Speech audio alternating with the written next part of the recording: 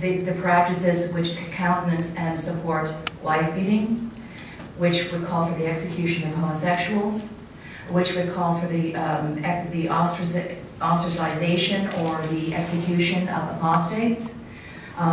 He is a bit like Mercury on the subject of Sharia. A little hard to pin him down in a conversation. But the fact of the matter, he's written extensively on this subject, and particularly in the Middle East and Malaysia, where he has offices.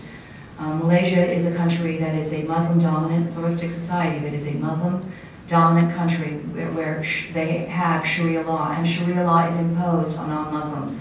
He would impose that system of governance here. And that is very important to me because we just celebrated the 4th of July, our independence, where the founders of this country created something which had never existed before in the history of any human interaction, and that is consent of the governed. The powers of the government are derived from the people. Under Sharia, the powers of the rulers are derived from divine Allah. And that is what this man wants to bring to this country. And his book, What's Right About Islam, was published in Malaysia under the title, A Call to Prayer from the World Trade Center Rubble, Islamic Dawah in the Heart of America post 9/11. Dawah is proselytization.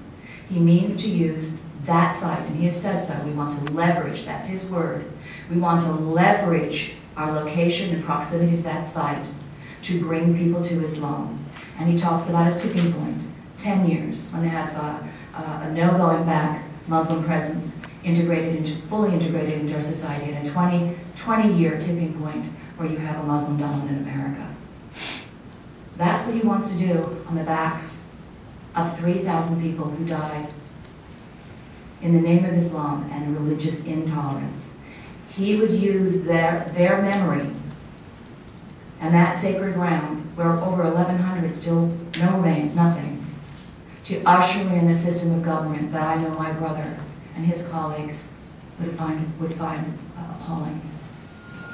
And I urge you, as members of this media, to ask this Imam, what about the secular Muslims who could come to this country to flee Sharia? This is the country of last resort for peaceful secular Muslims. They will have no place else to go if Imam Rauff gets his way.